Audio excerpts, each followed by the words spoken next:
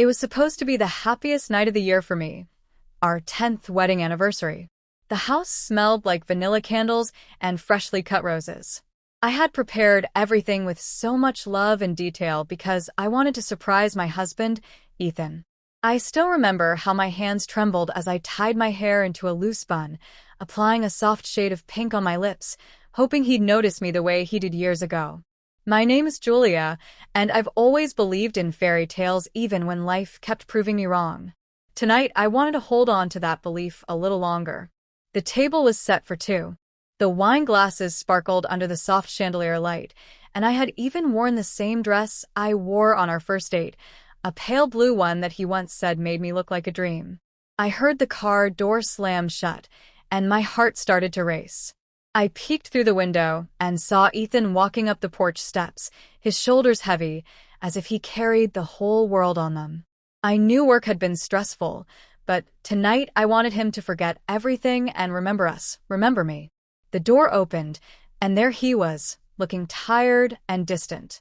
His eyes didn't even meet mine.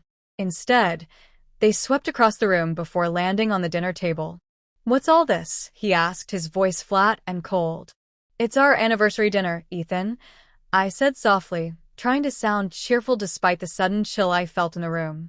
"I thought we could celebrate tonight, just the two of us." He sighed and dropped his briefcase by the door. Without taking off his jacket, he walked past me and sat at the table. His silence was louder than any words. I walked over, trying to hide my trembling hands as I poured him some wine. "I made your favorite grilled salmon with lemon butter sauce," I said. "Julia, stop," he interrupted. I froze. My heart started pounding so hard I thought it might burst right out of my chest. "What do you mean, stop?" I asked, my voice barely above a whisper. He looked up at me, his eyes sharp and cold. And then, as if he had been holding it inside for years, he finally said the words that would haunt me forever. "You've disgusted me since day one." Ethan spat. For a moment, the world stopped spinning. My ears rang, and my vision blurred as I tried to process what he had just said. "Ethan, what are you talking about?" I managed to choke out. He stood up, knocking the chair back with a loud thud. "You heard me. I've never loved you." I tried, "Julia, I really did. But every time I looked at you, I felt nothing but disgust. Your laugh, your touch, your cooking, everything." The room started spinning around me. I felt the walls close in, and the roses I had picked so carefully earlier seemed to wither right before my eyes. "But why did you marry me then?" I asked, my voice trembling. "Because it was convenient," he said bluntly. "My parents liked you, and you were always there, waiting for me like a lost puppy. I thought I could learn to love you, but I never did." I felt like I had been stabbed in the chest. The man I had loved for over a decade, the man I had built my entire life around, was standing there telling me he had never loved me. I took a deep breath, trying to steady myself. My whole body shook, but somehow, a strange calm washed over me. I looked at him and did the most unexpected thing. I smiled. He looked at me with shock and a hint of anger. "What the hell are you smiling about?" he snapped. I pulled out the chair and sat down, crossing my legs gracefully. "You know, Ethan," I began, my voice surprisingly steady. "For the first time in 10 years, I feel free." He stared at me, speechless. "You see, I always knew you didn't love me. I saw it in your eyes every time I tried to kiss you, every time I waited up for you to come home. I saw it in the way you looked at other women, and the way you avoided my touch. But I loved you anyway because I believed love could change everything." I paused and took a sip of my wine, savoring the bittersweet taste. "Tonight, on our anniversary, you finally gave me a gift of truth. And for that, I thank you." He opened his mouth as if to speak, but no words came out. "You know what else?" I continued, my smile growing wider. "While you were out late every night, I found something else. Something real. I found myself." His eyebrows shot up in confusion. "I started painting again, started writing in my journal, started taking trips alone. I even met new people who actually saw me for who I am. Not just a convenient wife who cooked and cleaned and waited around for a scrap of affection. I stood up and walked toward him slowly. Tonight was never about you, Ethan. It was about me finally closing this chapter. I could see the panic rising in his eyes. Maybe he never thought I would stand up for myself. Maybe he thought I would break down, beg him to stay, or beg for his love. But no, not anymore. I walked over to the mantel and picked up a small box. Here, I said, handing it to him. He looked down at it hesitantly before opening it. Inside was his wedding ring. I took it off months ago, I said. I just kept it to remind myself how far I've come. He looked at the ring, then at me, his lips parting as if he wanted to say something. But I didn't give him the chance. You can keep it, I said, turning away. It might remind you of the woman you lost because you couldn't see her worth. I walked into our bedroom and grabbed my suitcase, which I had packed days ago. Maybe deep down I knew this day would come. I pulled on my coat and took one last look around the house I had once tried to turn into a home. Ethan followed me to the door, his face pale and his hands shaking. Julia, wait, he called out. I paused but didn't turn around. Where will you go? He asked, his voice suddenly small and afraid. I finally turned to face him, my eyes clear and strong. Somewhere I can breathe, I said simply. I opened the door and stepped out into the cool night air. For the first time in years, I felt alive. The moonlight touched my skin like a soft blessing, and I felt an unexpected lightness in my heart. As I walked down the porch steps, I could hear him calling my name again, but I didn't look back. I didn't owe him anything anymore. Every step I took felt like shedding an old skin, leaving behind all the pain, the lies, and the years of pretending. I reached my car, got in, and started the engine. As I pulled away from the house, I felt the tears finally come, but they weren't tears of sadness. They were tears of release, of freedom, of hope.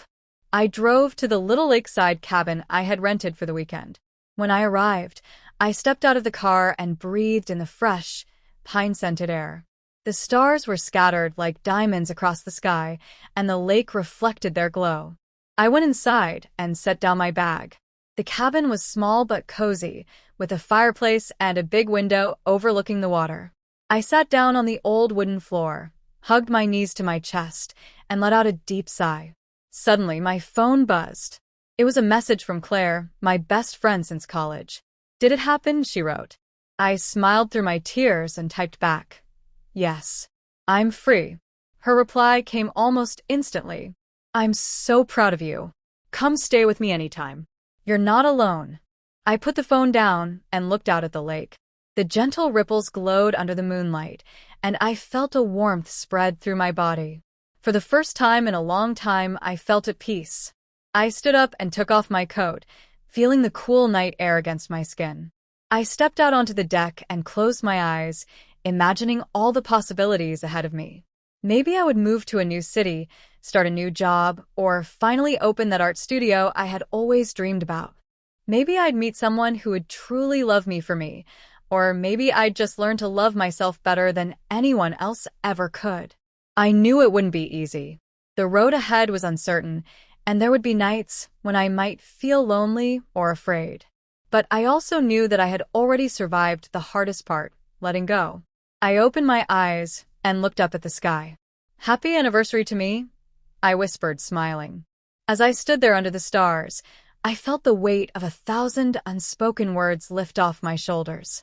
I wasn't the woman Ethan described, the one who disgusted him. I was a woman who loved deeply, who gave her all, and who finally found the courage to walk away. That night, I slept better than I had in years.